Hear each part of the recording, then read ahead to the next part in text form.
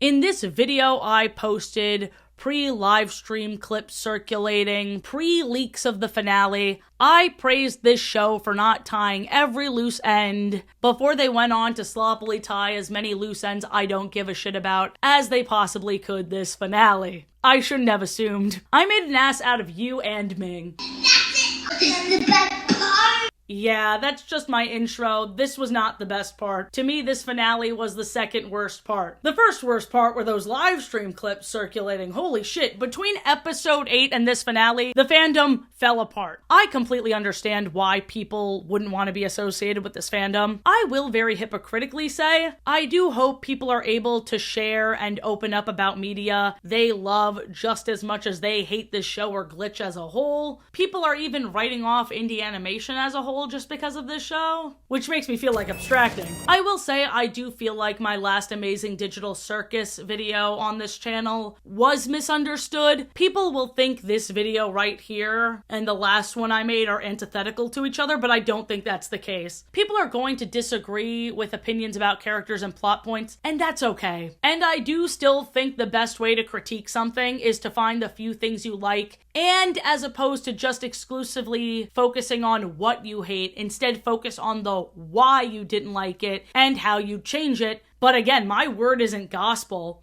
I will say, after I posted that video, my For You page exclusively started serving me the best arguments, and I was like, where were you 2 seconds ago? Anyway, if you enjoyed this finale, I am happy for you. If you think this video will upset you, by all means skip it. This is good mythical lore, the show after the show. Over on my main channel, I just compared Cain to Rose Quartz from Steven Universe, hence this thing on my face. It's a way more positive video. It features a lot of incredible animations. So yeah, completely different vibe over on there. I will say, I'm going to be showing off incredible art in this video as well by the lovely Aunt Dena. Thank you, Dena. Definitely watch her video of how she made this beautiful popcorn bowl. My friend is so talented. Sorry for the long introduction. To start with the finale thoughts, isn't Jax lovely? I'm gonna say no. Oh, isn't Jax wonderful? Once again, I'm gonna say no. I know you scoff, but I really didn't think Jax would be the main focus of the finale. I know I seem foolish. Girl, look at the poster! All I can say is everything I thought was misdirection was just direction. I thought them running in and out of their head, I'm going to be using all pronouns for Jax, I thought them running in and out of their head would represent escaping the torment of Jax, and I do suppose that's what it was, but not how I thought it would play out at all. One thing I love is that they brought back the theme song. I've been waiting for that. I love that they were all on the verge of a breakdown while this song is playing, and day after day after day after day is repeated to the point where it is uncomfortable and it slowly fades to the black and white. If I saw this at the very beginning and my For You page didn't spoil the very, very end before I saw anything else, this would have gotten me hype. That is a great way to start the finale. I don't hate that the mind scan theory was confirmed at all. People were complaining about the predictability, and that's probably because of the way the cast described the finale. I don't know why they'd use the word unpredictable. Even then, I don't hate the predictability. It makes the most sense. What I'm not a fan of is the execution. Kinger just says it. Brain scans.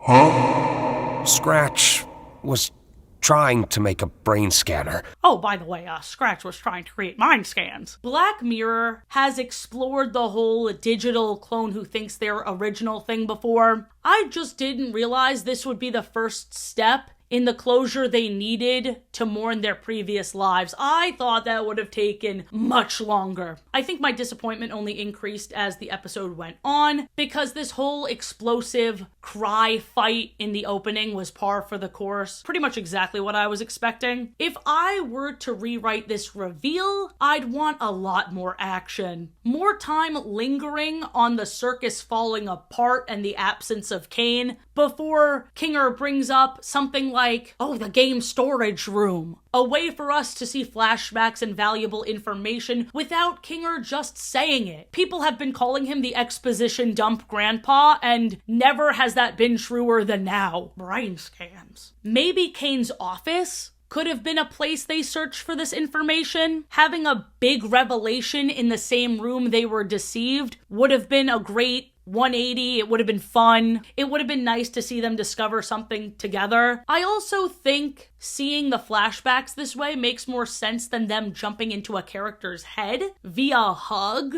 It kind of takes away from its power as a metaphor for death. When someone dies, sometimes you don't get closure. That's why I liked that Jax's abstraction was so sudden. A lot of people hated that, but that is what death is like sometimes. But let's rewind. Kinger immediately gets to work. He's the GOAT. He knows how to conjure more than anybody else. Pomni goes up to him. She tries to conjure. She breaks down crying. I can't help everyone. Kinger encourages her, saying how well she's been adjusting and how we have to be there for each other. And Pomni pointing out that she and Kinger have already had this conversation before made me crack up. And as I said, Kinger even praises Pomni for adjusting super quickly. Yeah, we know. She's just built different. It's like none of this would have happened without her, and that's a little weird to me. How did no one else hug an abstraction? How did no one else throw a bucket on Kinger's head? Specifically, Ragatha. She entered the circus alone with only Kinger, but didn't discover anything until Pomni. I get it that she was in survival mode. She's a people pleaser, but still, dude.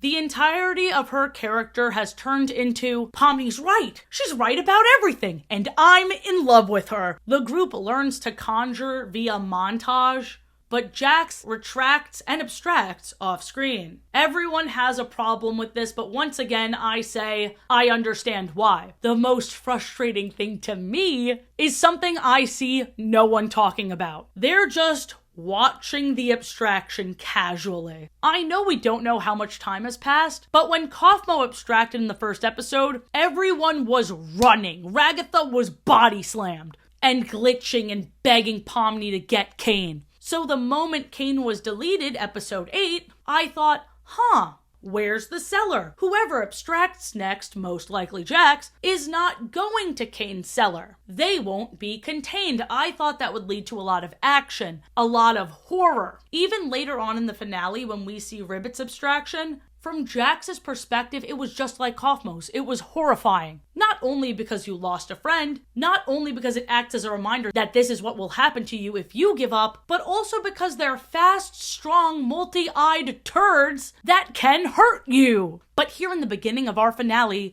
we just see our cast look down at the abstraction, and they're like, we figured out they can't climb stairs. Hi, sorry. Editing Athena is going to pop in here and there. I rewatched it. I have more to say. I wish there wasn't a conjuring montage.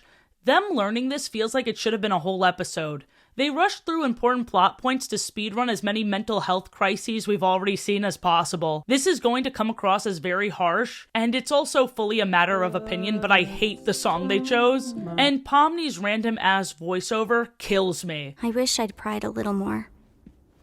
I somehow forgot how bad it can get. When has there ever been a voiceover? It came out of nowhere. Who is she talking to? It would have been cool if ever since Kane disappeared, she felt the need to narrate. Like if she took on the role of Ringmaster, even subconsciously, maybe some of the Ringmaster clothing start appearing like they chose a new leader. Ragatha explained that she promised to Jax never to say Ribbit's name, and dude...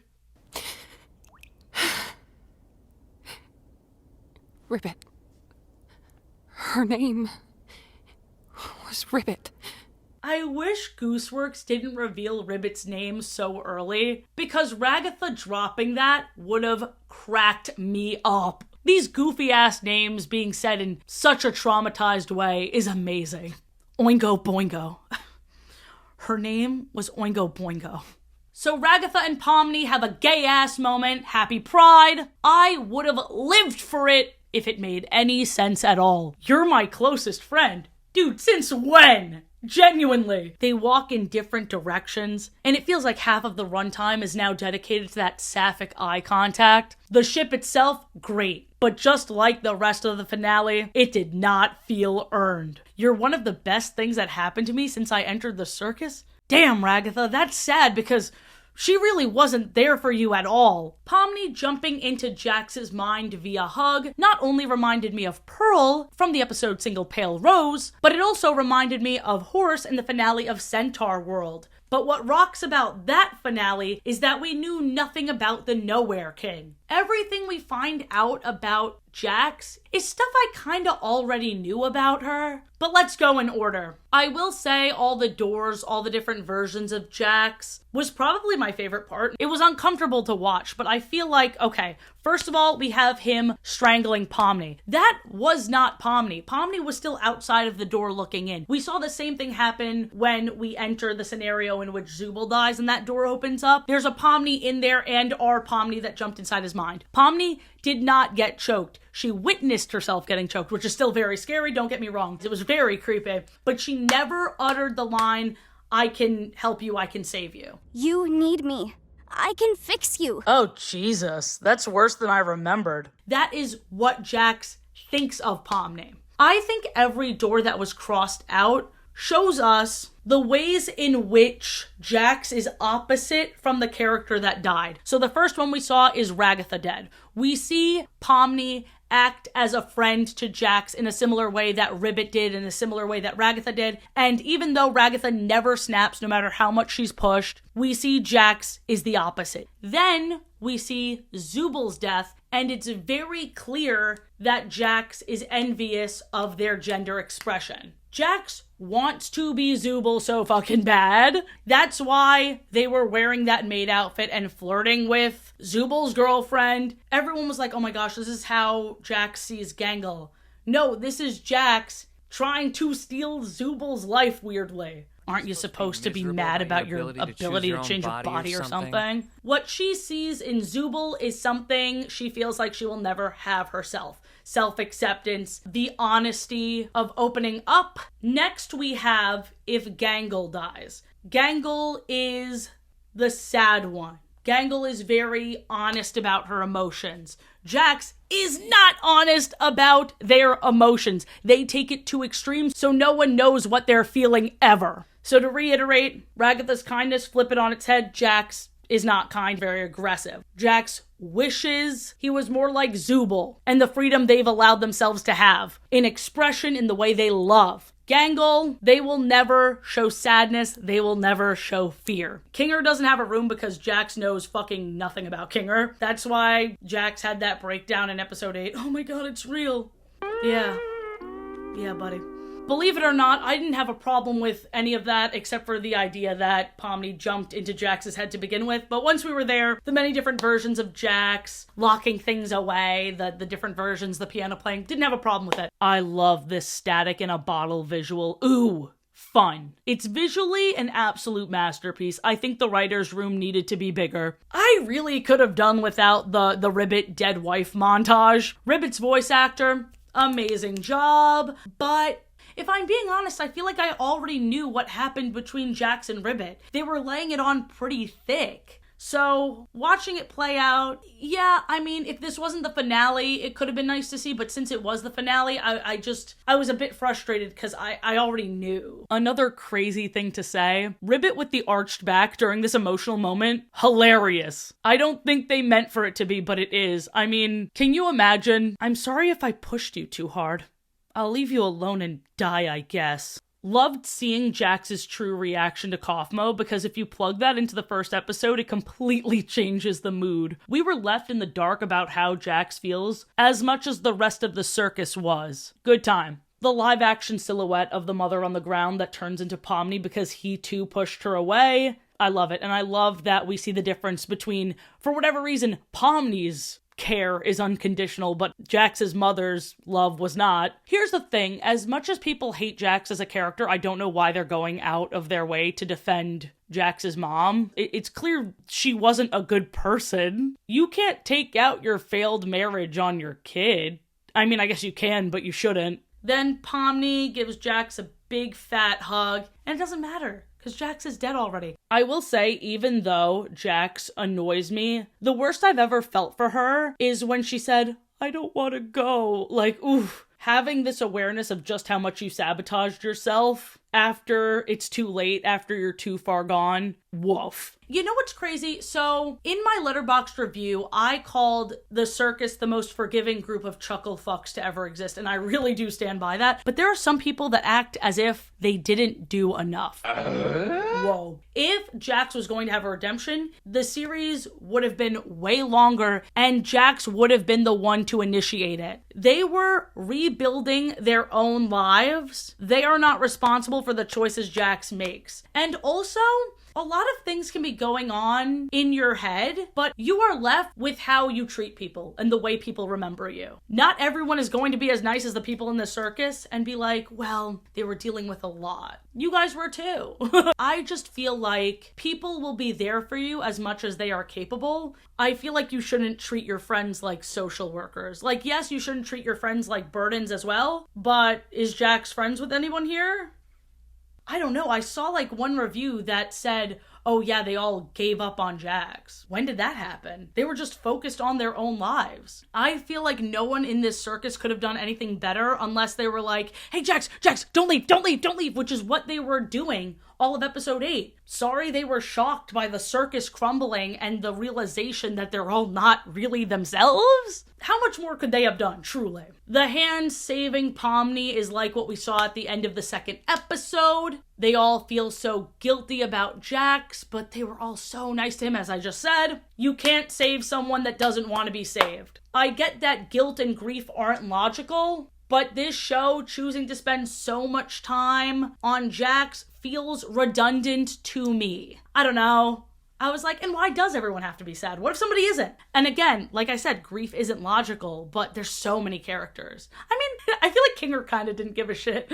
I will say, finding out about Jax's family life does recontextualize a lot of scenes. I rewatched the bar scene from episode 5. And when Ragatha opens up about her mother, Jax kind of just like does this and is like, my mother sucked too. But you didn't talk about it, dumbass. I feel like if this was a standalone movie, it would have been compelling to see, wow, there are so many people out in the world that never open up about what they're going through. Again, for a series, and especially a series with so many other characters, it's just like, I kind of wanted to know what Ragatha was going through. How much time we took unpacking a character we've already seen enough of isn't the finale's worst offense. Like I said, there were parts of that I actually enjoyed. This is coming from someone who loves Kane. Kane is my favorite character. I don't think he should have come back, or at least not like this. His soliloquy in the void, my jaw was on the floor, and for the wrong reasons. It felt misplaced. It feels like there should have been more episodes in between, so we really could have been convinced that he was gone. Sometimes a huge mistake can cost you everything, even if in the next second you would have apologized and made up for it. That's what I thought the tragedy of Kane was. But now he acts as a foil to Jax. He reflected and apologized, which Jax was also capable of doing, but chose not to. What hurts the most about this finale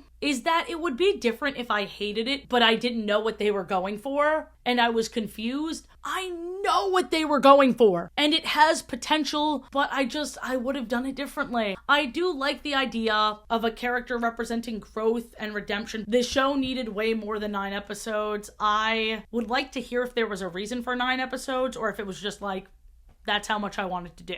I liked how we flashed forward from the past to the present, how Kane created the circus. I don't want to be a hypocrite. Let's give credit where it's due. It looked beautiful. The animation was stunning. It was a unique visual that stood on its own. I love that Kane was using what he perceived as his weakness and used it as a strength. But I hated that Kane pulled the blue dot out of his head. It's supposed to represent moving on from the past, the guilt that haunts you, but it seemed too easy. I also hate that he learned empathy for the humans via scrolling on Instagram. He was so focused on those pictures of the macroverse, and I get it, that's the office he was born in, but I thought seeing more of the world would have built that resentment up more. Like, wow, I never get to see that, and I'm trying my best. At least you guys had that. I never even got to have that. It's funny that he knew enough about them to recreate their personal hells perfectly, but he never knew what high school they graduated from. It kind of checks out, but it's rushed. It's a little weird, and I feel like it lessens the impact of episode 8. You mean to tell me the guilt of killing his brother is what made him rage? And also, now that he's at his lowest and he's abandoned again, he's moving on, he's reached enlightenment because he monologued to himself.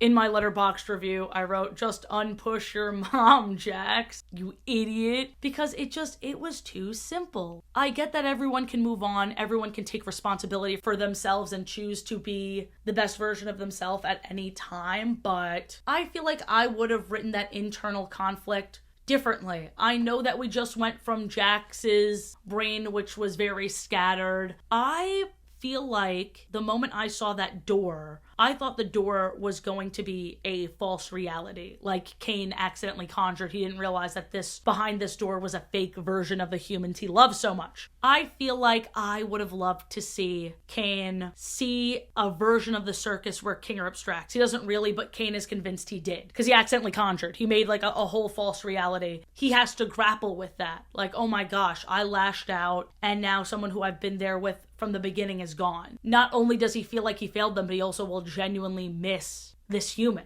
I want to see him care about the humans, even if the humans can create their own adventures, even if the humans don't forgive him. Okay, alternative idea. Maybe the blue dot could have tormented Kane. All this time, the blue dot existed in Kane, and it isn't sentient, and it doesn't hold any resentment? I don't know. I would have loved if that nightmare scenario came from the blue dot. Getting the humans to forgive you is one thing. Getting your absorbed twin to forgive you? Good luck, Charlie. Either way, if the nightmare scenario came from Kane's brain or from the blue dot, I just feel like Kane needed to learn how much he cared about the human outside of what he has to offer them. Like, even if he doesn't have any more powers, because he says his powers aren't as strong as before, but he does everything we've seen him do. I don't know how his powers weakened. I love Kane's little blinks. Why the fuck does this character give me cuteness aggression? I don't usually get embarrassed by things. I'm very embarrassed by this. I talk about how this part feels unearned, but even more so than that, there is nothing that implies Kane has this level of emotional competence and self-awareness. A calm scene of introspection isn't inherently uninteresting, but I tuned out because I just don't believe it given everything else we've seen from this character. I kept them trapped. I see now that I was wrong for lashing out. I am afraid to ask for forgiveness, but I know what must be done. I thought for sure he'd come off too strong and scare them, but they reeled him in tremendously so. Alex Roshan's vocal performance was fantastic either way. I just am unconvinced. Also, Moon was just waiting there for him. His own creations were alive after he was deleted. How? I will say, if you ship Kane with the Moon, but are disgusted at the idea of Kinger and Kane being shipped because Kinger created him, Kane also created the Moon. What makes Kinger different? The fact that he's a human? He's actually a copy of a human. He has the memory of helping create Kane, but this Kinger in the circus actually didn't do shit. There's more degrees of separation between Kane and Kinger than Kane and the Moon. In conclusion, ship what you want, but don't feel superior over enjoying one ship over the other. That's more weak than this ending. The social media scroll of their lives, all of them being like, wow, I still ride horses and I'm a real estate agent and I got away from my mother. I love how I compared this show to Don't Hug Me, I'm Scared. Can you imagine if Don't Hug Me, I'm Scared ended like this? Redicus Gaiopoulos. Red guy. Farmer turned CEO turned corpse. Dick Crinkle. Duck lives in the woods. Conspiracy theorist. David Young. Run over. That is the only one we do know about, minus the last name. Loved Ragatha putting her hand on Pomni's shoulder. A nod to episode 1, where the roles were reversed but Pomni ran away. Ragatha is too good for this world. Also, I should have acknowledged this from the start, but why was the funniest part of the theatrical release the fish that tells us to silence our cell phones? He expresses his fear of death, and then in the credits they show him dead. Charlie Fish, no! I mourn him more than Jax. The abstraction aquarium? So first of all, they forgive Kane. Most forgiving group of chuckle fucks ever. I do see that as kind of like Steven forgiving the diamonds. Like, what would they do if they didn't forgive Kane? Like, they're probably just like, yeah, we forgive you, just please stay happy. But okay, abstraction aquarium. Kinger, hug your dead wife. Does that brain exploration thing only work for newly abstracted people? Can you visit any of them through a hug? Why are you watching your dead wife like she's Shamu? I loved seeing Kane on the adventures. It was so cute. I know everyone is celebrating that the credits show Zubul and Gangle getting it, and trust me, I'm right there with you guys, but Kane would love Christmas. This meant so much to me as a Kane lover and a Christmas lover. Oh my gosh, Candy Kane. I'm dying. We have Pomni wave at us, be like, bye, see you later. I thought them being watched was going to be a bigger deal, between Kane saying it's a family-friendly program, between all of Jax's fourth wall breaks, the character awards, all-seeing eyes. There was just so much that implied that they knew they were being watched, so I thought that would be an element of the finale, and it just, nope. Maybe Pomni just waved because she was like, that's what my old friend Jax did. Fucking waving at nothing. Cheers to them. Here's how I would have changed the ending. Like I said, I wanted a better reveal of the mind scan thing, plus just more time for them to process the circus falling apart. I don't think they should have shown what they're up to now. I get it. It is bittersweet to see that Jax could have changed, but other than that, it was exclusively happy. Like, this is the happiest ending they could have gotten, and all of the voice actors and the creator was like, yeah, this is gonna be a really fucked up ending. It doesn't have to be a group spectacle. It's a very personal thing. It would have been fun to hear the characters themselves explain as opposed to a group reaction exclusively narrated by Pomni. Wow, Zubul, let's go! An inclusive bar because you're gay and a bartender? That's perfect for you. Those are the two things we know about you. Cheers! All their lives had the best ending. How would I change it? Okay, let's say we're still doing the presentation. I would make it thought-provoking and emotional. What if real-life Kinger died? Hear me out. I think this would be an interesting angle because even though he's so resilient, he's lasted the longest because of his hope and his love for other people. What if in real life his body gave out? He lived the life of his dreams with the woman he loved and his children, and real life was just as cruel and chaotic and was cut off too soon by circumstances out of his control. Now we see the way that the circus kept part of him alive. Is there a way for him to not only reach his dead circus queenie, but his alive human wife as well? Or would that not be helpful or healing? I don't know, just the idea that they're both mourning each other and that both of them are alive in different worlds missing each other. That's fascinating. I get that they wanted to keep it hopeful, but they just kept playing up that sad ending. And they hyped me up. I kind of wanted to be sad. I wish we focused on stopping other people from entering the circus. Maybe I missed something. I just feel like you guys know that you're copies and it helped you move on with your life, but if somebody else just popped up in the circus and you were like, no, don't worry, you're still out there, you're just a copy, that wouldn't help other people. I don't know how much they could do from the circus, but I thought part of it would be like, okay, let's shut off the system to stop these copies from being made. And like I said in this video, I really don't mind loose ends, but I thought the loose end would be like, we're not gonna spell out what happened between Jax and Ribbit. But they did. I thought it would be cool if there was a good ending versus a bad ending, because I think this is the good ending.